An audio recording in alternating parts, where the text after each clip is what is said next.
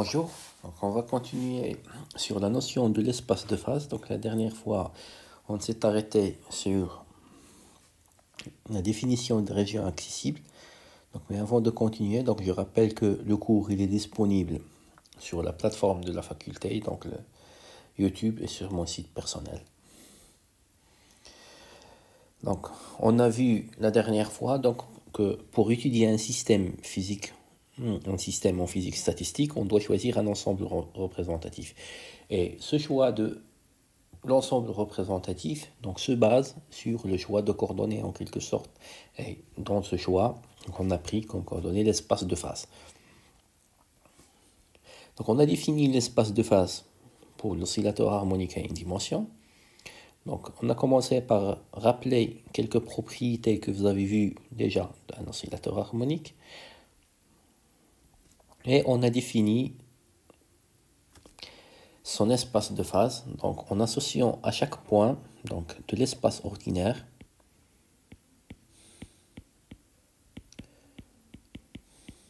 donc repéré par sa position Q, l'espace de phase,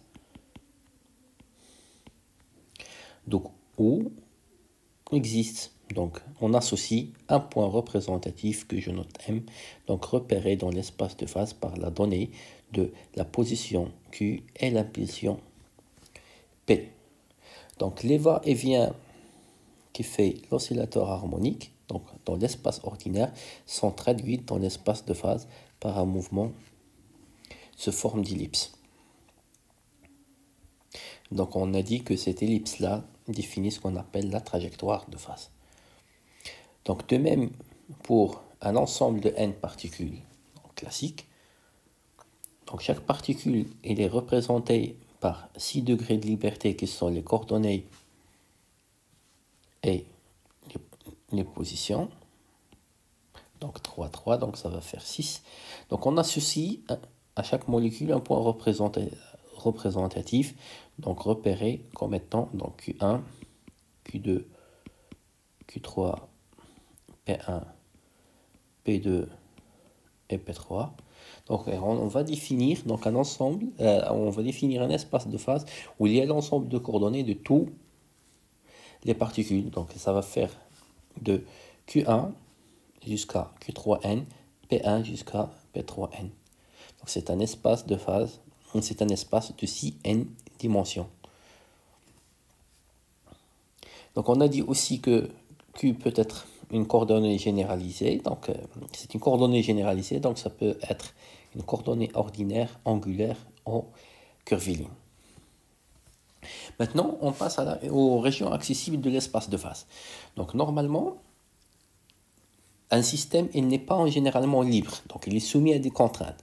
Donc soit des contraintes sur la position Q. Donc quand je dis que les particules sont dans une boîte, donc je définis des contraintes, donc Q va se déplacer entre 0 par exemple et L. Donc c'est entre la longueur de la boîte, donc soit au niveau des positions, des X, des Y ou bien des Z. Donc de même, je vais avoir des contraintes sur la position, puisque une fois que je mets des contraintes sur l'énergie, que je dis que le système a une énergie supérieure ou bien inférieure à une valeur d'énergie, donc par exemple 0, donc je mets une contrainte sur l'impulsion, puisque E, ce n'est autre, il est lié à l'impulsion via P carré sur 2M. Du coup, une contrainte sur l'énergie induit une contrainte sur l'impulsion. Donc on va se limiter dans le cas où ces contraintes-là, où les liaisons imposées sont indépendantes dans le temps, donc pour avoir un système conservatif. Donc on va dire qu'une fois les contraintes sont définies, ils ne vont pas changer au cours du temps, donc c'est fixe. Donc puisque j'ai des contraintes sur Q et P, donc normalement le système ne va pas occuper tout l'espace de phase. Donc il va occuper une petite région dans l'espace global de phase. Va occuper donc une petite région dans l'espace de phase, donc dû en quelque sorte aux contraintes sur la position et sur l'impulsion. Donc cette région, on l'appelle région accessible de l'espace de phase. Et l'ensemble des points représentatifs, donc l'ensemble des points qui décrivent, qui constituent cette région-là, constitue ce qu'on appelle la région accessible de l'espace de phase. Donc ça va être un sous-espace de 6n dimensions.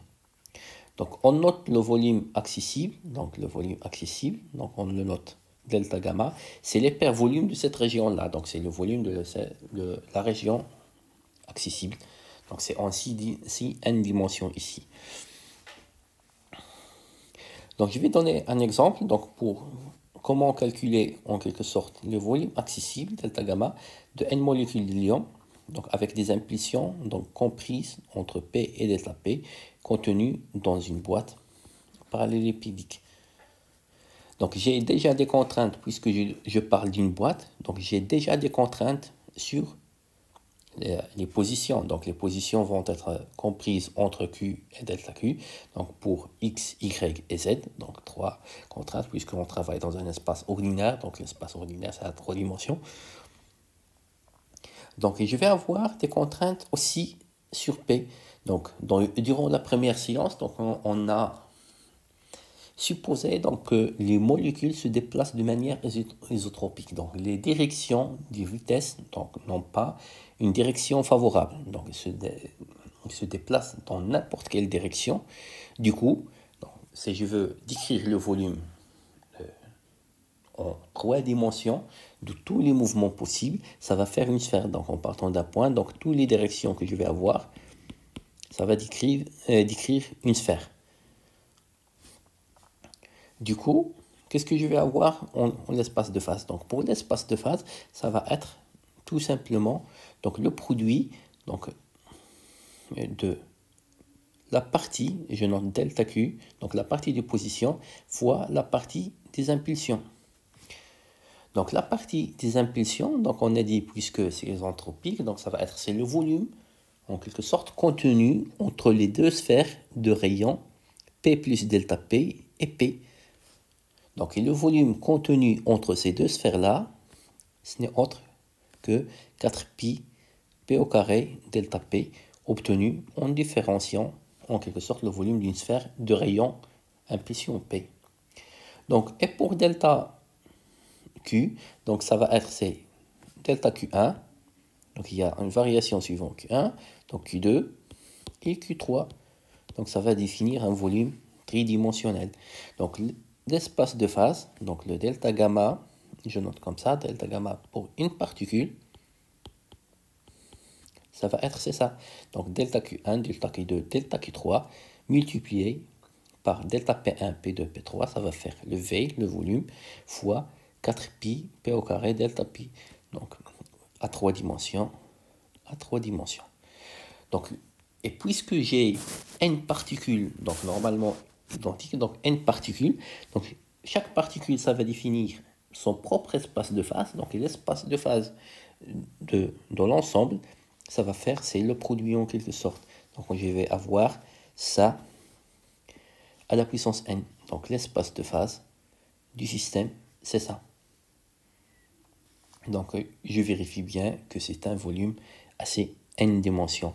Donc 3 qui vient du volume ici, donc pi carré et delta p, donc le volume d'une sphère, donc c'est 3 et 3. Donc ça va faire donc 6 et n pour avoir 6n dimensions.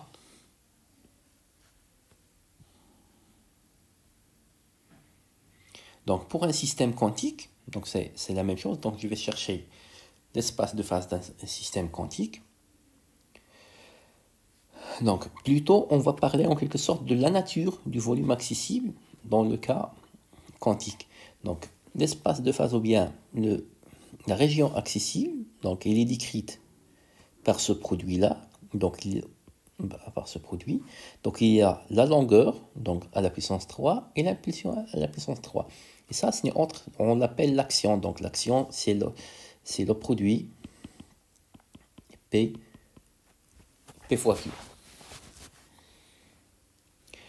Donc la dimension en quelque sorte de volume accessible, ça va être de l'action à la puissance 3n. Donc ça, c'est juste pour une particule. Puisque j'ai n particules, ça va être 3 à la puissance n. Donc le volume accessible de n molécules donc, aura la dimension d'une action à la puissance 3n. Donc, or, dû au principe d'incertitude de Heisenberg, je sais que la petite valeur possible, donc pour le produit position-impulsion, c'est h. Donc, je vais avoir donc ici, donc, en quelque sorte, un volume de proportionnel à h à la puissance de la dimension en quelque sorte. Donc, si je prends seulement ici delta x, delta p, ça va être proportionnel ici à h carré. Donc, c'est h, h.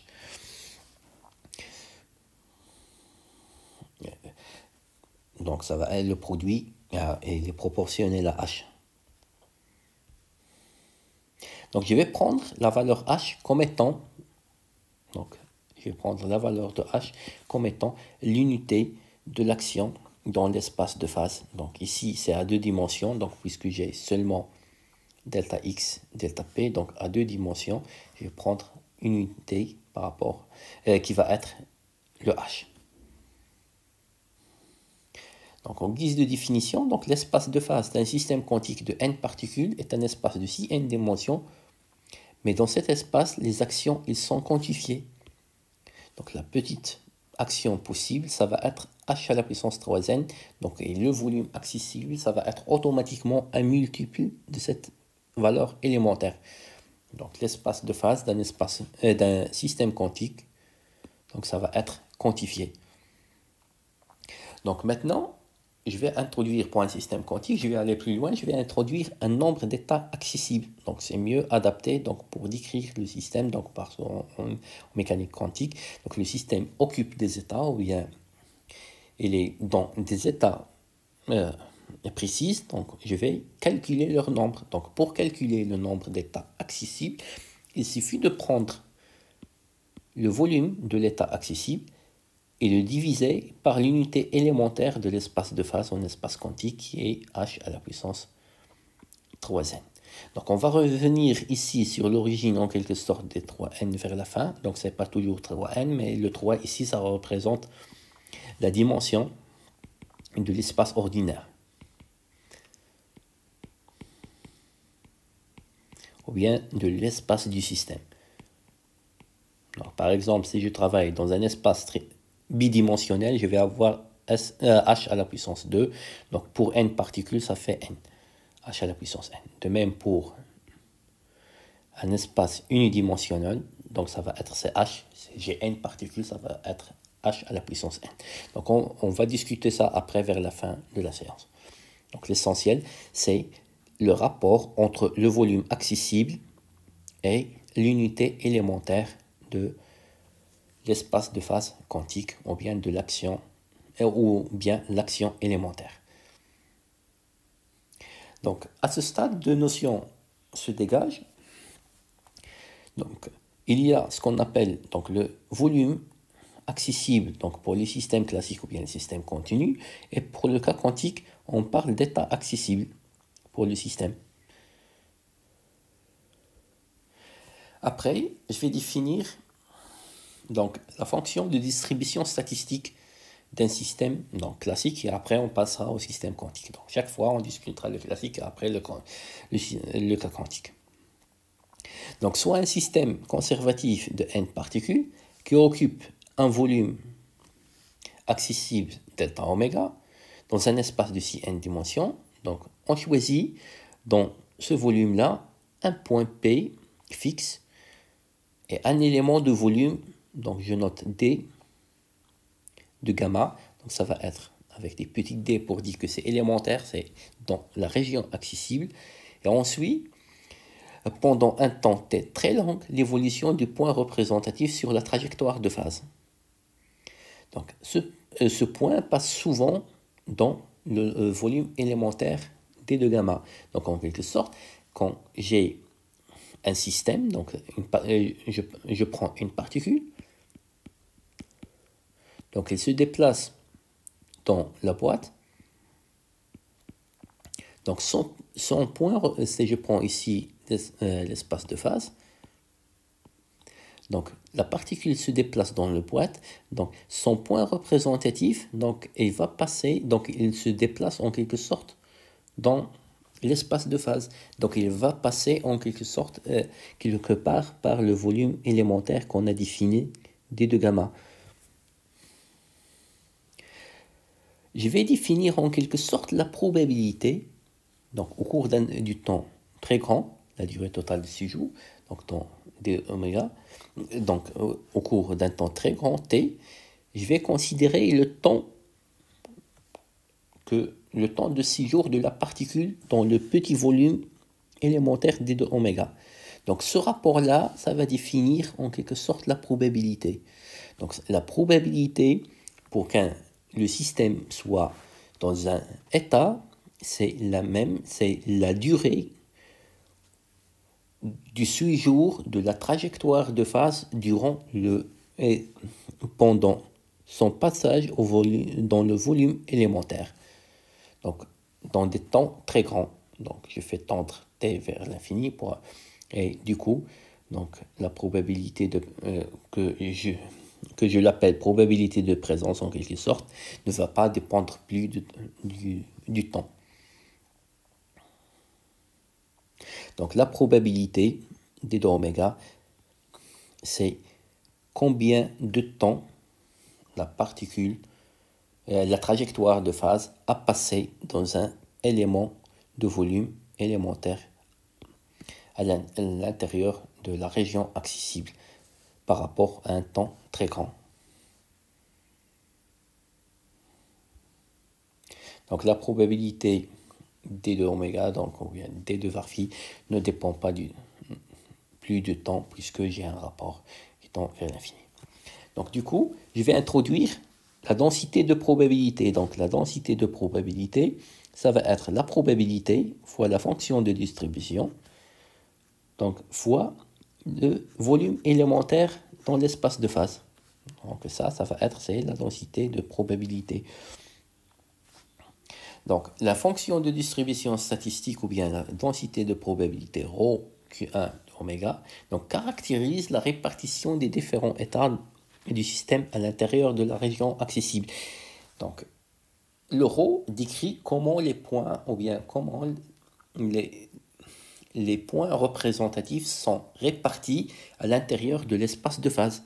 Donc leur répartition, c'est ρ. Une condition sur la densité de probabilité, c'est qu'elle doit être normée. Donc dans ce cas, quand je vais intégrer, pour avoir la normalisation, donc je dois intégrer sur tout le volume accessible. Donc l'intégrale sur le volume accessible de ρ d oméga, ça va faire 1. Donc ceci signifie que le système existe et qu'il est unique. Donc la normalisation, c'est ça. Donc pour un système quantique, donc je vais réécrire en quelque sorte la même chose ici, mais de manière quantique. Donc je considère un système susceptible d'occuper oméga état accessible. Donc la probabilité de trouver le système dans l'état I est oméga I. Donc la fonction de distribution statistique ou bien la densité de probabilité du système est l'ensemble des points oméga I. Avec le I, il appartient à tous les états accessibles. Donc c'est entre 1 et oméga. Et je définis la propriété de normalisation. Ça va être, au lieu d'intégrale, je vais avoir une sommation sur tous les états possibles à partir de 1 jusqu'à oméga. Donc ça va faire 1. Donc, pour le calcul d'une propriété macroscopique, je vais considérer la situation expérimentale suivante. Donc, on veut mesurer de la pression d'une masse gazeuse de n molécules enfermées dans une boîte de volume V. Donc, je prends une boîte de volume V. Donc, il y a à l'intérieur un gaz. Donc, je vais placer un manomètre. pour mesurer. Donc le manomètre, il indique une valeur de 2 atmosphères. Donc la dernière fois, on a vu aussi que la pression, elle est due en quelque sorte au choc des molécules sur la paroi. Donc la pression est une propriété macroscopique qui résulte de la somme des chocs des molécules sur les parois. Donc pour des instants très petites, donc en quelque sorte, je vais avoir, c'est pas toujours le même nombre de molécules ou de particules qui tapent sur les parois. Donc il y aura en quelque sorte, je prends des fractions des secondes, donc chaque fois je vais avoir une pression instantanée que je vais appeler. Donc c'est cette pression instantanée et les alentours en quelque sorte de 2 atmosphères. Donc ces fractions de secondes, c'est ce qu'on, ou bien ce résultat-là, donc, ou bien ces petites variations rapides, donc de la pression dans les fractions de secondes, c'est ce qu'on appelle des fluctuations. C'est ce que j'ai représenté ici. Donc la courbe en rouge, ça correspond en quelque sorte à 2 atmosphères, à la moyenne en quelque sorte, ou bien au résultat que je vois. Donc, et à des fractions de secondes, donc la courbe, donc j'ai des fluctuations, donc en réalité c'est des fluctuations, mais je ne peux pas mesurer ces fluctuations-là, mais le manomètre donc, donne toujours la valeur moyenne en quelque sorte de ces fluctuations-là, ça va être, il affiche 2 atmosphères. Donc on dit que l'inertie du manomètre est telle que les fluctuations sont invisibles. Donc le manomètre ne détecte pas ces fluctuations quantiques, mais elles donnent leur valeur moyenne qui est de l'ordre de 2 atmosphères.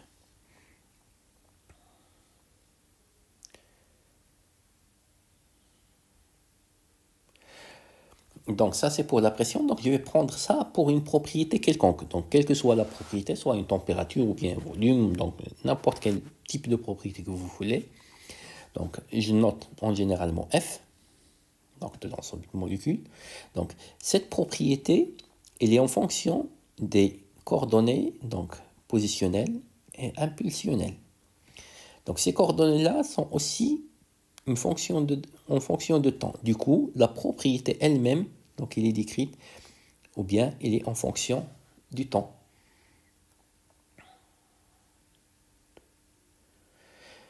Et pour la moyenne, donc pour définir la moyenne, je vais l'écrire comme ça. Donc je norme par rapport à t, donc je considère un temps très lent, et ça va être, c'est l'intégrale entre 0 et t, f de t, 1 sur t. Donc, ça c'est une moyenne temporelle, que je vais noter F1 bar. Donc je peux envisager une autre façon de mesurer en quelque sorte ou bien de définir la moyenne. Donc je vais passer par mes connaissances que je viens de voir, c'est l'espace de phase. Donc maintenant, la moyenne que je vais introduire, c'est au lieu de faire la moyenne sur le temps, je vais faire la moyenne sur le volume accessible. Donc ça va être CF fois la densité de probabilité fois l'élément de volume élémentaire. Donc divisé par l'intégrale sur le volume accessible, donc de la densité de probabilité fois le volume élémentaire. Donc ceci, c'est le normé, ça vaut 1. Donc la fonction, ou bien la moyenne, ça va être, c'est ça.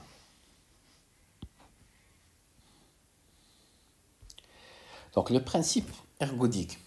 Donc le principe ou bien l'hypothèse ergodique donc, stipule que ces deux moyens présentent la même chose. Donc la moyenne qu'on fait sur le temps, je peux le faire sur les états. Donc il n'y a pas de démonstration de ça, c'est un postulat, donc un postulat de la physique statistique. Il est justifié, donc en quelque sorte, par ses résultats. Donc il donne des bons résultats expérimentaux. Donc, de point de vue mathématique, donc le point représentatif M du système partant d'un point P se déplace dans l'espace de phase, décrit une trajectoire de phase qui passe une et une seule fois donc à travers tous les points du volume accessible. Donc avant de revenir à ce point-là. Donc l'avantage de cette description-là, donc au lieu de travailler avec le temps, donc un temps, qui est difficile à mesurer, donc sur des fluctuations, donc on passe aux états du système que je peux déterminer de manière plus simple. Donc F1, pratiquement incalculable vu que je n'ai pas accès à l'information sur les fluctuations. Du coup, donc sans faire intervenir le temps, en connaissant l'espace de phase ou bien les états du système, je mesure la valeur moyenne. Donc dans le cas d'un système quantique en n particules, donc qui peut occuper donc oméga état accessible, donc la propriété F a la valeur Fi pour l'état I de probabilité oméga I. Donc je définis la moyenne comme ceci. Donc dans le cas classique, pour un système classique, on a pris l'intégrale sur le volume accessible. Maintenant, pour un système quantique, je passe au langage quantique, c'est les états, le nombre d'états accessibles, donc ça va être une sommation, donc la valeur moyenne c'est ça, et dans le cas de normalisation, je vais avoir ici un 1.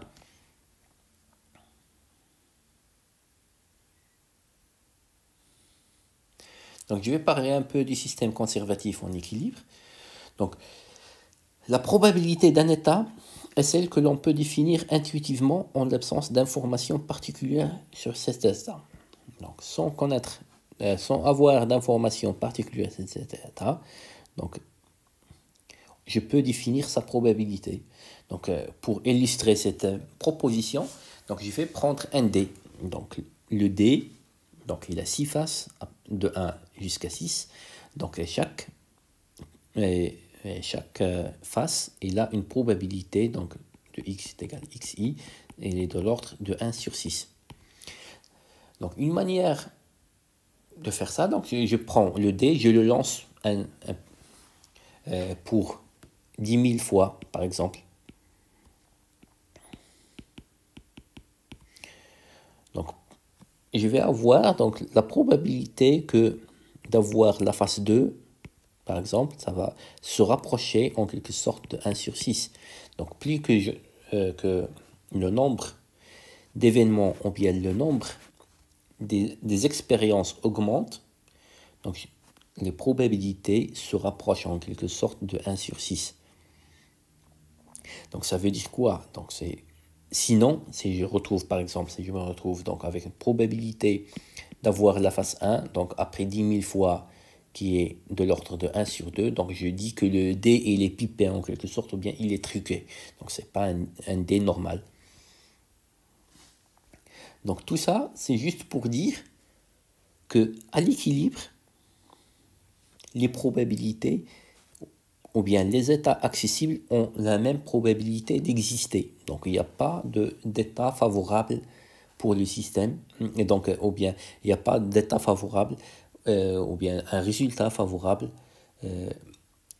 un par rapport aux autres. Donc à l'équilibre, il y a égalité de probabilité. On admet comme principe, donc le deuxième principe qu'on va voir pour la physique statistique après le principe ergodique, qu'on admet l'égalité des probabilités des états accessibles. Donc à l'équilibre, probabilité a priori des différents états accessibles sont égales.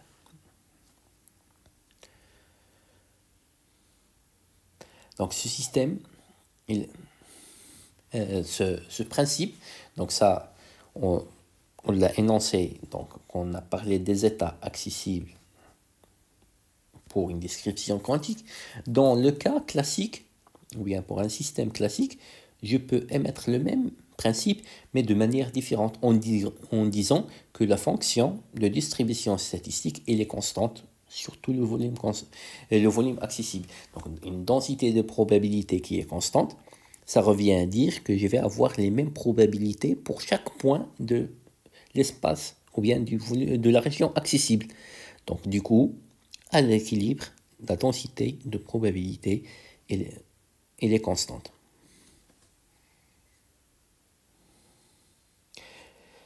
Donc, ce principe, on peut le montrer dans la mécanique analytique. Donc, il est connu sous le théorème de Liouville. Donc, il est équivalent au principe ergodique. Donc, pour résumer tout ça, donc, la méthode statistique, donc appliquée à un problème, donc ça repose sur le choix d'un ensemble représentatif. On doit le représenter dans l'espace de phase. Après, définir le volume accessible ou bien le nombre d'états accessibles, ça dépend de la description, est-ce que c'est classique ou bien quantique. Après, on doit définir la fonction de distribution statistique. Et après, la dernière étape, c'est calculer une propriété macroscopique en passant par la notion de la moyenne. Donc, je fais la moyenne sur tous les états de l'ensemble représentatif. Je trouve la moyenne macroscopique. Donc, c'est tout pour cette partie-là. Donc, on passe à l'autre concept, donc le concept 4. C'est l'ensemble microcanonique. Donc, on va définir ici l'ensemble microcanonique, c'est quoi? Donc, ça, c'est pour la disponibilité du cours. Donc, pour le plan. Donc, on va parler de l'ensemble microcanonique d'un système classique et d'un système quantique. Donc, un système physique parfaitement isolé est en équilibre constitue un ensemble microcanonique. Donc, le système doit être parfaitement isolé. Donc, pour dire qu'un système est microcanonique, il doit être parfaitement isolé. Il n'y aura pas d'échange d'énergie ni de la matière. Donc, les propriétés sont qu'il est conservatif, donc l'énergie totale et le nombre de particules sont conservés. Donc, puisque c'est conservatif, donc parfaitement isolé, donc il va occuper un volume d'oméga dans delta oméga dans l'espace de phase, et la densité d'état, donc le ρ, ça va être une constante dans tous les éléments, dans tout l'élément de volume, car le système est en équilibre. Donc, je répète ça. Donc, un système physiquement parfaitement isolé est appelé ensemble microcanonique. Il est conservatif. Donc, il occupe un volume, donc d oméga dans l'espace de phase. La densité des états, ça va être une constante. Donc, je peux écrire ça. Donc, son énergie, donc E, est constante. Il est défini à un écart près delta oméga. Ça veut dire que la densité, ça va être une constante pour une énergie comprise entre E0 et E0 plus delta E, et ça va être nul ailleurs. Donc, un exemple de ça, donc avant de parler d'exemple, donc le rôle ici de delta E. Donc, c'est delta E, donc connaître l'énergie à une valeur près, ou bien avec un écart delta E, ou avec une incertitude delta E, c'est cette delta E là, ou bien cette incertitude qui nous permet de définir en quelque sorte l'espace de phase. C'est à la base de la construction de l'espace de phase. Si je prends par exemple le delta E est égal à 0, il va résulter que le volume de la région accessible, il va être nul. Donc je ne vais pas avoir d'espace de phase. Donc du coup, je ne peux pas utiliser en quelque sorte tout le jargon et les notions qu'on a vues jusqu'à présent. Donc un exemple de ça, je prends une masse gazeuse donc contenue dans une enceinte où les parois sont isolantes. Donc isolante, ça veut dire qu'il n'y a pas d'échange thermique. Donc rigide, donc pour dire que je ne vais pas avoir d'échange d'énergie mécanique, et imperméable pour ne pas avoir, ou bien le système n'échange pas avec l'extérieur de la matière. Donc ça revient à dire que c'est parfaitement isolé. En description quantique, donc ça, je vais prendre la même définition, mais dans le langage quantique. Donc ce système c'est un système physique constitué de particules quantiques. Il est complètement isolé, donc essentiellement donc complètement isolé, donc conservatif pour l'énergie et le nombre de particules. Il est en équilibre. Les propriétés sont les mêmes que dans le cas classique, mais exprimées en langage quantique. Donc, il occupe oméga état accessible dans l'espace de phase, et la probabilité oméga i d'occupation d'un état i est la même pour tous les états. Donc, au lieu d'avoir une densité de probabilité constante sur le volume accessible, maintenant je vais avoir une probabilité constante de tous les états accessibles. Donc, de même pour l'énergie, je vais dire que oméga i, c'est constante pour une énergie comprise entre oméga 0 pour plus delta E, et elle est nulle ailleurs.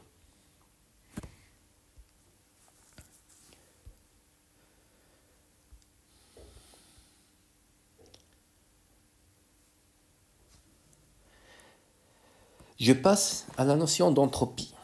On va parler un peu de l'entropie. Donc, pour l'entropie, donc on va rappeler en quelque sorte sa définition macroscopique, ce que vous avez vu dans la thermodynamique ordinaire de S1. Donc on va présenter une définition microscopique ou bien une définition statistique, et on va voir les propriétés de l'entropie dite statistique. Donc pour la définition macroscopique, donc vous avez vu ça au cours du cours relatif au deuxième principe de la thermodynamique. Donc vous avez défini une différentielle totale exacte, donc comme étant le rapport entre la chaleur durant l'échange et la température absolue, donc pour une transformation. Donc vous avez écrit que dds réversible, c'est T de Q sur T. Donc T est la température absolue du système, D de Q est la quantité de chaleur reçue par le système au cours de cet échange-là. Vous avez présenté aussi une propriété importante de l'entropie, c'est l'additivité. Donc si j'ai deux systèmes, donc chacun une entropie S1, S2, donc le système global donc, aura une entropie S qui est la somme des entropies. C'est S1 plus S2. Vous avez aussi énoncé le deuxième principe, c'est que l'entropie ne décroît jamais. Vous avez dit que l'entropie d'un système isolé ne diminue jamais. On connaît à un instant donné l'état macroscopique des systèmes. À l'instant suivant, l'entropie il est soit égale ou bien supérieure à l'entropie précédente. Donc je vais avoir une égalité pour le cas d'équilibre, ça veut dire que le système ne va pas changer, donc ça va rester dans le même état. Donc dans ce cas, T de S ça vaut 0. Si le système passe à un état différent, automatiquement le ds ça va augmenter, et du coup ds il est strictement positif à 0. Donc pour un système en évolution. Donc une fonction définie avec une telle définition, on l'appelle entropie thermodynamique. Maintenant, je vais définir en quelque sorte l'entropie statistique. Donc, définition microscopique. Donc, je vais considérer un système conservatif, donc représenté par un ensemble macrocanonique, avec une énergie comprise entre E0 et E0 plus delta E. Donc dans l'espace de phase, donc il va occuper un volume accessible, donc dans le cas classique, ou bien un nombre d'états accessibles oméga dans le cas quantique. Donc je définis l'entropie statistique comme étant K est égal le log népérien delta gamma ou bien K le log népérien de oméga dans le cas quantique. Donc avec K et la constante de Boltzmann qui vaut la constante des gaz parfaits divisé par le nombre d'Avogadro. Il est de l'ordre de 1,38 10 à la puissance 23 joules degré-1. Donc l'entropie telle est définie par une fonction logarithmique donc de l'espace de phase. Donc je vais voir ses propriétés en quelque sorte. Donc la première propriété, c'est que la variation de l'entropie statistique sont indépendantes du choix de l'unité de volume dans l'espace de phase. Donc, pour montrer ça, donc, je vais comparer en quelque sorte l'entropie du même système dans les deux approches, soit classique ou bien quantique. Donc, dans le cas classique, donc, le sigma, il est donné par k log de delta gamma. Donc, pour le cas quantique, c'est k log de oméga. Donc, je vais mesurer, je vais voir en quelque sorte les unités de chaque de delta gamma et de oméga en quelque sorte. Donc, si je regarde le delta gamma pour la description classique, donc delta gamma, ce n'est autre que delta Q fois delta P. Donc, c'est la position fois l'impulsion. Donc, ça va faire en analyse dimensionnelle le mètre fois l'impulsion, c'est M fois V, ça va faire le kilogramme fois mètre par seconde. Donc, ça va faire en quelque sorte, c'est le kilogramme mètre carré par seconde. Donc ça, c'est pour une particule. Donc pour un ensemble de n particules, donc je vais avoir 3n. Donc ça, c'est juste delta. Donc, et le 3 ici, ça vient de la dimension de l'espace ordinaire ou bien la dimension du système. Donc je travaille avec x, y et z. Donc 3 degrés de liberté. Donc alors que dans la description quantique, donc le oméga, donc il a pour unité le h. Donc h à la puissance 3, donc puisque c'est un système à 3 degrés de liberté ou bien à 3 dimensions, et n, le nombre de particules. Donc je sais que la relation qui lie de delta gamma à oméga, donc c'est la relation de delta gamma est égal h divisé par 3n. Donc on a dit que cette relation-là, on va en quelque sorte dire son origine, on va en quelque sorte la corriger ou bien l'expliquer ou bien l'expliciter plus que ça. Donc maintenant, on se contente de ça. Donc pour n particules qui se déplacent dans une boîte cubique, donc le oméga, elle est donnée comme ça. Donc après, j'introduis la fonction log. Donc j'ai multiplié par le k, donc pour avoir l'entropie, donc sigma quantique, ça va être k, le log de ça. Donc ça va faire, je développe, donc ça va être moins puisque j'ai une fraction. Donc h à la puissance 3n, quand je fais le log, ça va faire 3n k log de h. Donc ceci, ça donne en quelque sorte sigma classique, donc le premier terme, plus une constante. Quand je passe à la différentielle, je vais trouver l'égalité d de sigma quantique est égal à d de sigma classique. Donc au niveau du différentiel, c'est la même chose. Donc en quelque sorte, l'unité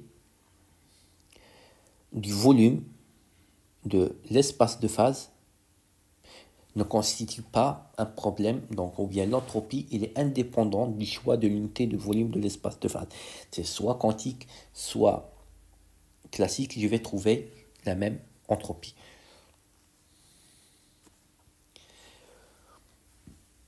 Une autre propriété importante ici, donc on a vu que l'entropie il est additif, donc je vais montrer ça aussi pour l'entropie statistique. Donc si un ensemble est composé de deux sous-ensembles, donc comportant respectivement N1 et N2 particules, ils ont une entropie sigma 1 et sigma 2, donc l'ensemble doit avoir une entropie qui est la somme. Donc pour faire la démonstration de ça, je vais considérer le sous-ensemble de N1 particules, donc qui va occuper oméga 1 état accessible, donc il va avoir une entropie sigma 1. Donc ça c'est pour le cas quantique. Donc j'étudie le cas quantique. Donc de même, pour le sous-ensemble N2, oméga 2 comme état accessible, sigma 2 comme entropie. Donc l'ensemble qui est la somme de N1 plus N2 va occuper oméga état accessible, il va avoir une énergie oméga qui est égale, il va avoir une entropie sigma qui est égale à oméga. Donc si je veux schématiser ça en quelque sorte, donc je vais avoir le système N1 donc, et le système N2. Et à chaque point de M1, donc je fais correspondre tous les états possibles de N2. Donc je prends un état, donc je vais appeler ça l'état 1 par exemple. Donc au premier état, je fais correspondre tous les états possibles. Donc je vais lui faire correspondre oméga 2 état. Je prends un autre état, donc je lui fais correspondre tous les états possibles. Donc le deuxième état va avoir 2 oméga état. Donc jusqu'à atteindre le dernier qui va être oméga 1 état. Donc le oméga 1 ième état, je lui fais correspondre oméga 2 aussi état. Donc maintenant quand je vais faire la somme, donc combien d'états ici j'ai, donc à chaque état, je lui fais correspondre oméga 2 état. Donc au total, je vais avoir, c'est le produit oméga 1 fois oméga 2. Donc allons du premier, le deuxième jusqu'à oméga. Donc c'est oméga 1 état fois oméga 2. Donc le total, ou bien la combinaison des deux états, il aura oméga 1 fois oméga 2 état accessible. Donc le oméga, c'est le produit de oméga 1 fois oméga 2. Donc je passe au logarithme. Donc je multiplie par la constante de Boltzmann. Donc la fonction logarithme donc, transforme le produit ici en une somme. Donc du coup, je trouve que sigma 1 est égal sigma est égal sigma 1 plus sigma 2. Donc je corrige, c'est sigma 1 plus sigma 2. De même pour la description classique, donc je considère les mêmes suppositions, sauf que ici je vais raisonner en termes de volume accessible. Donc delta oméga 1, delta oméga 2. Donc le volume, ça va être, c'est le produit de volume delta gamma 1 du premier système fois de delta gamma 2. Donc ici c'est 2 du deuxième système. Donc pour les dimensions, donc il s'ajoute, j'ai ici Cn, donc Cn 1 plus Cn2, ça va faire Cn, facteur de N1 plus N2, ça va faire Cn. Donc c'est un espace de Cn dimensions. Donc je passe au logarithme, donc et par la multiplication de k, donc la fonction log transforme ce produit en une sommation, donc je trouve que sigma, c'est sigma 1 plus sigma 2. Donc on remarque ici l'intérêt de cette définition logarithmique, c'est la fonction log qui nous permet donc de définir l'entropie de cette manière statistique, parce que en quelque sorte elle transforme donc le passage du produit, elle assure le passage du produit à la sommation. Donc l'additivité des logarithmes d'un produit permet de retrouver l'additivité en quelque sorte de l'entropie. Donc c'est cette idée, ou bien c'est cette voie-là qui a guidé Boltzmann dans sa définition de l'entropie, donc comme étant, donc c'est S est égal à log de W. Donc pour écrire ça de la manière la plus originale, ou bien de la manière comme la première fois qu'il l'a écrit. Donc c'est cette forme-là.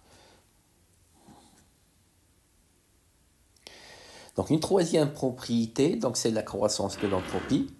Donc l'évolution spontanée d'un système isolé, initialement hors équilibre, correspond à une augmentation de son entropie statistique jusqu'à une valeur maximale atteinte à l'équilibre. Donc cette propriété, plus connue sous le nom de la croissance de l'entropie, est la conséquence directe d'un postulat de physique statistique qui s'énonce comme suit. C'est que l'état d'équilibre d'un système est l'état le plus probable. Donc, tout tend vers l'équilibre en quelque sorte. Donc, l'état du système, donc, le plus probable ou bien l'état favorisé au maximum, c'est son état d'équilibre. Donc, dans l'équilibre, donc le d oméga atteint une valeur maximale. Donc, de même pour le delta gamma, donc le volume de accessible atteint une valeur maximale. Et le nombre d'états aussi accessibles oméga, dans la description quantique, ça va être le maximum. Donc, je note t de sigma est égal à 0. Donc, pour récapituler ça, donc, on a défini son ambiguïté, donc son problème, d de s et d de sigma. On a vu que ces deux grandeurs sont additives. Et on a défini la croissance de l'entropie, donc le deuxième principe pour l'entropie, donc la croissance pour l'entropie statistique. Donc il va nous rester de montrer que S est équivalente à sigma, donc on va ou bien l'entropie thermodynamique, ce n'est autre que l'entropie statistique. Donc c'est ce qu'on va faire dans les conditions d'équilibre.